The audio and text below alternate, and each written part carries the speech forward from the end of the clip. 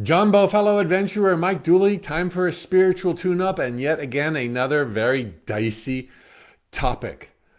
Vegetarianism, veganism. Mike, please speak to this. In specific, the questioner said, any chance you could talk about vegans, vegetarians, etc.? What does our higher power think about us eating his creations? And why plants? If not animals and their byproducts, eggs, cheese, etc., why plants? Aren't we killing God's creatures when we're eating plants? Oh boy. So, I claim no high road here. I think it's all good, which can be said of all things in life. I am a vegetarian, maybe 17 or 18 years now, and for, gosh, at least the last 5 years, nearly vegan.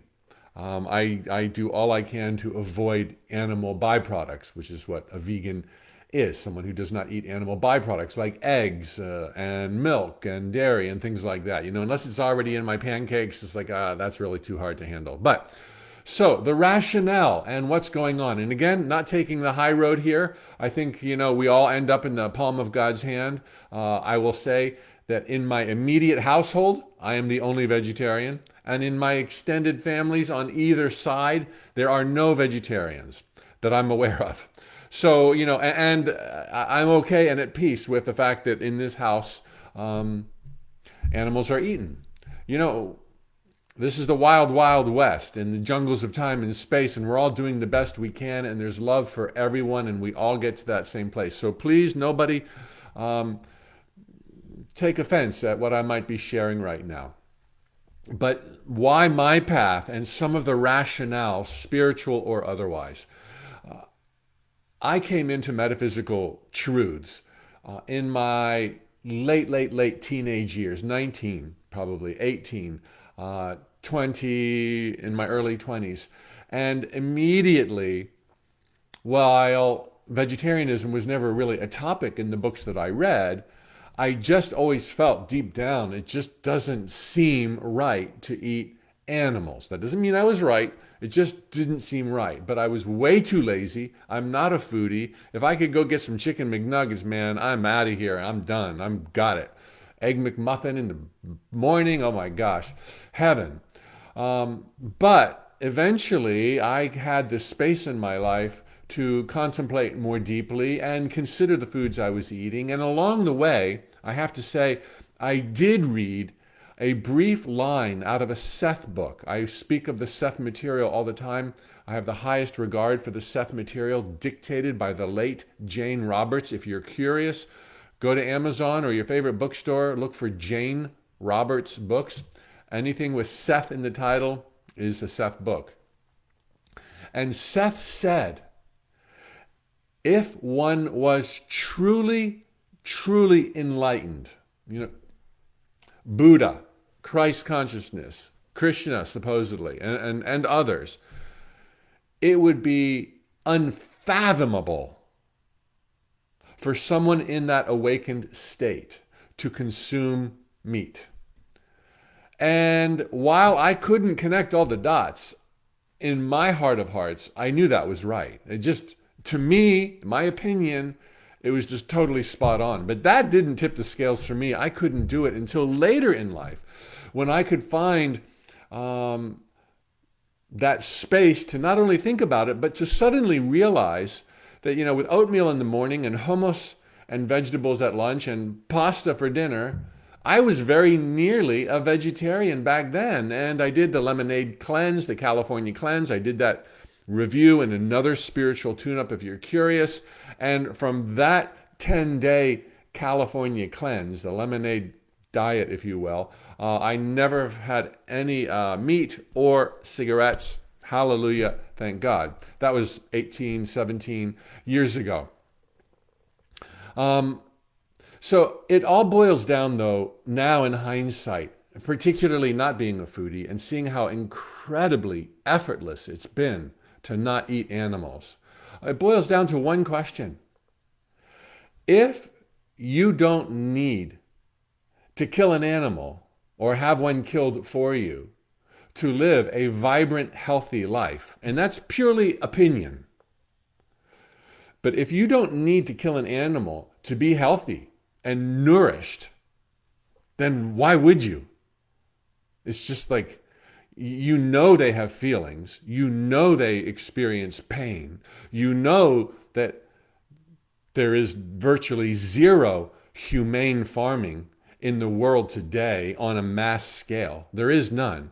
So why would you? It's just like it is truly unthinkable that you would torture or allow the torture, that's a fair word, of animals to eat something that you could get out of beans and carrots and celery. Now, many people will say that's not true, and some bodies must have meat. That's a conversation I'm incapable of having. I know nothing about nutrition. I know nothing about body types, but I know my feelings, and my feelings tell me that for me, this question answers everything. Why in the world would I go there? And then the question will come up about plants. And well, if you're going to kill corn or kill wheat, to me, while that question is raised, it just doesn't hold any traction. I just think it's a bit silly. I think comparing a conscience sentient chicken or a cow to barley and strawberries is just, maybe you're right. Maybe you're right. Maybe we should all be airtarians. I just don't think it's fair. And without logic or reason, I'm just going to say I don't find an argument in that area.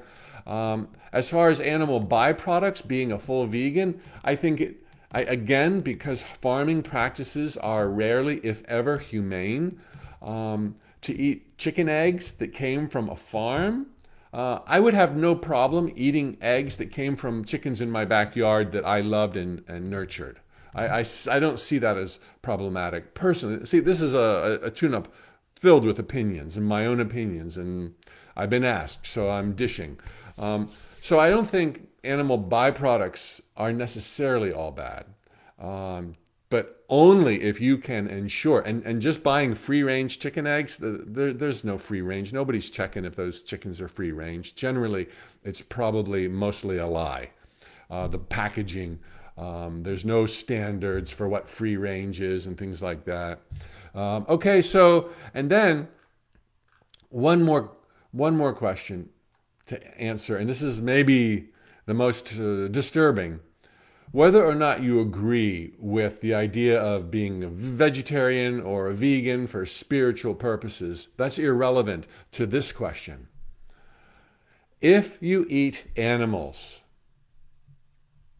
in this modern world, you are, and there's no debate about this, you are supporting an industry, a massive, giant corporate industry that inflicts great pain and suffering on those animals you eat.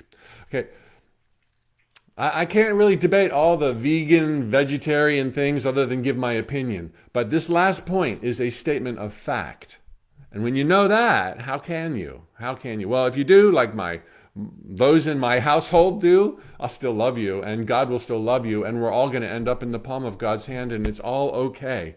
Okay, we're doing our best with limited means, and we're not all nutritionalists, and you just don't know where to begin. Well, then this is not the year to become a vegetarian for you.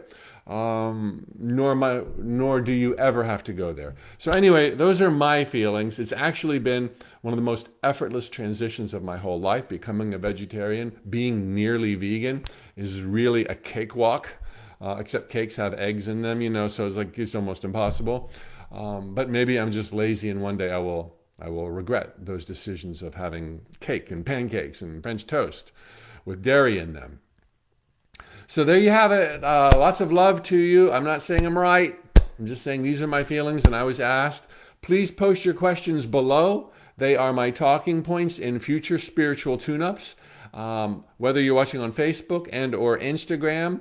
And tomorrow I might be answering your question. Thank you, everybody. Marianne, Mary Ellen, Laura, Christina, Kathy, Lynette, Unsubscribed, Unscripted Life. Oh, I love her. Jeannie.